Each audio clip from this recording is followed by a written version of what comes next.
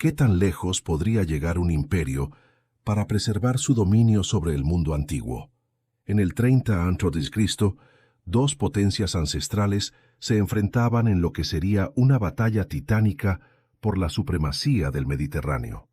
Roma, con su ejército disciplinado y su imparable expansión, se encontraba en su apogeo, pero había una civilización que aún mantenía su independencia: Egipto.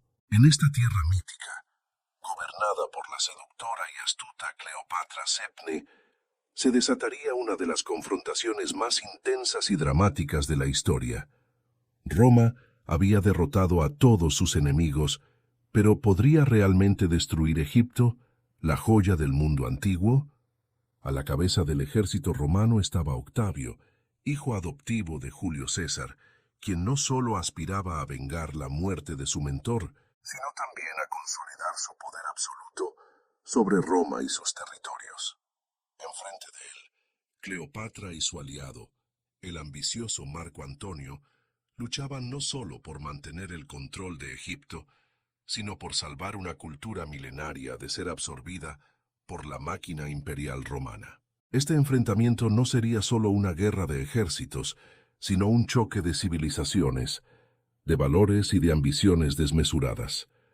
En el polvo de esta batalla se decidiría el destino de toda una era, el comienzo de una enemistad fatal. Roma, una república que se convirtió en imperio a través de guerra y conquistas, ya había tenido sus propios problemas internos. Las luchas por el poder entre los generales más destacados, como Julio César, Pompeyo y Marco Antonio, desgarraron la antigua estructura republicana.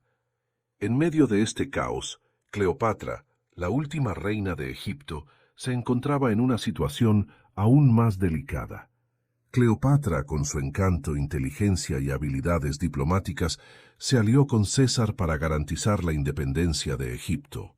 Con él tuvo un hijo, Cesarión, quien fue visto por muchos como el heredero legítimo del Imperio Romano.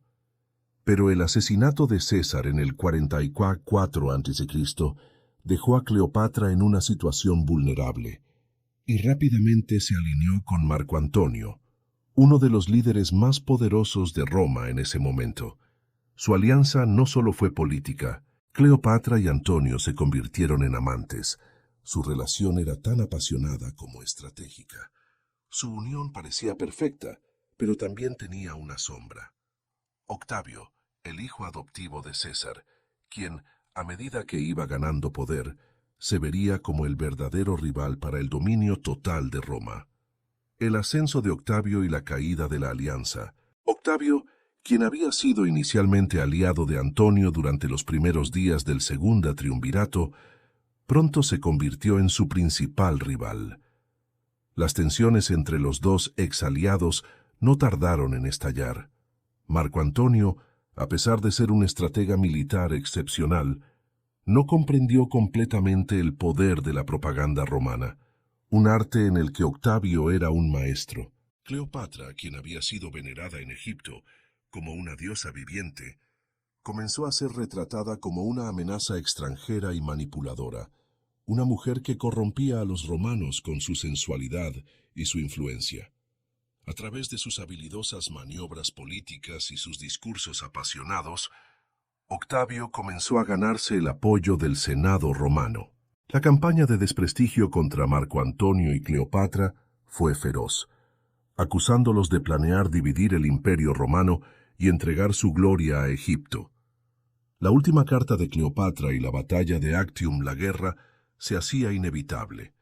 En 31 a.C., las flotas de Marco Antonio y Cleopatra se enfrentaron en la batalla de Actium, un enfrentamiento naval que marcaría el destino de Roma y Egipto.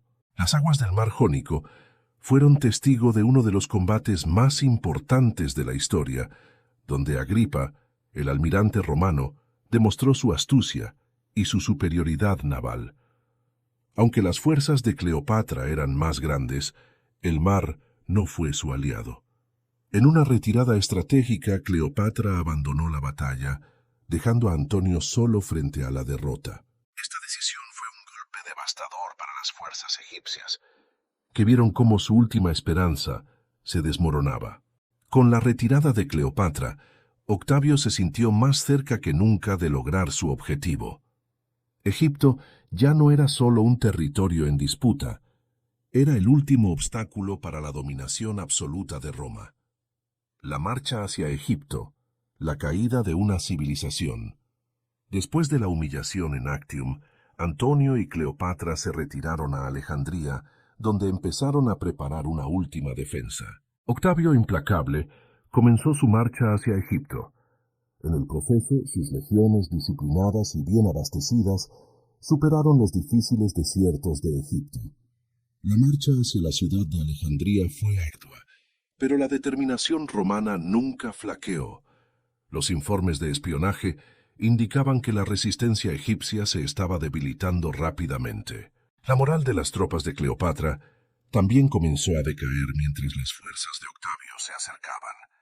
La situación en Alejandría se volvió cada vez más desesperada. Cleopatra, firme en su postura, comenzó a reforzar las murallas de la ciudad, organizando a sus 30.000 guerreros egipcios para resistir el asedio romano. Las ciudades cercanas comenzaron a vaciarse, y los rumores de la inminente llegada de Octavio sembraron pánico entre la población. El último bastión, Alexandria, bajo el asedio. En las últimas semanas antes del enfrentamiento final, Cleopatra y Marco Antonio hicieron un último intento por negociar con Octavio. Le ofrecieron tributos, concesiones comerciales e incluso una alianza personal. Pero Octavio, impulsado por su intransigente deseo de destruir cualquier vestigio de la oposición, rechazó estas ofertas. Para él, ceder a Cleopatra significaba perder el control absoluto sobre Roma. La tensión en Alejandría alcanzó su punto máximo.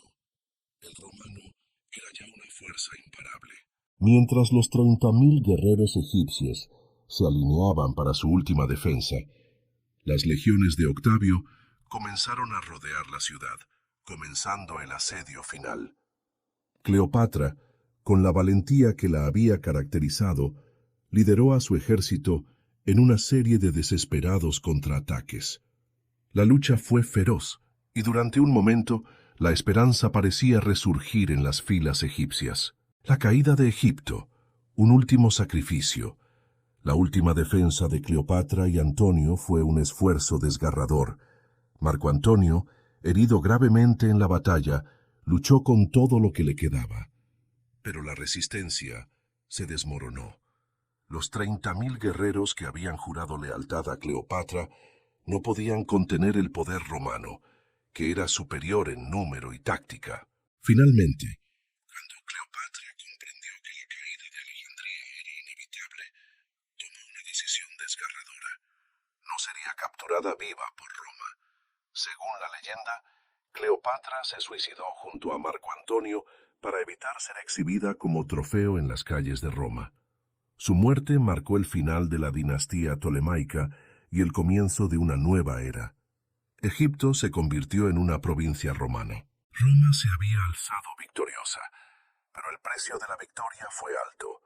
El nombre de Cleopatra, junto con el sacrificio de sus 30.000 valientes soldados, perdurará en la historia como un símbolo de lucha, sacrificio y resistencia frente a un poder imparable.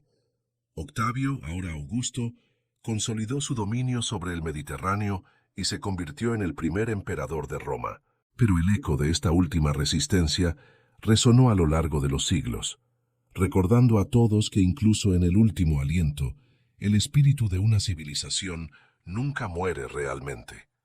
Si te ha cautivado esta historia de amor, poder y sacrificio, suscríbete y comparte este video. ¿Crees que Cleopatra podría haber cambiado el destino de Egipto? ¿O fue la resistencia final de Egipto solo una lucha inevitable contra el ascenso de Roma? Déjanos tu comentario y acompáñanos en la próxima exploración histórica.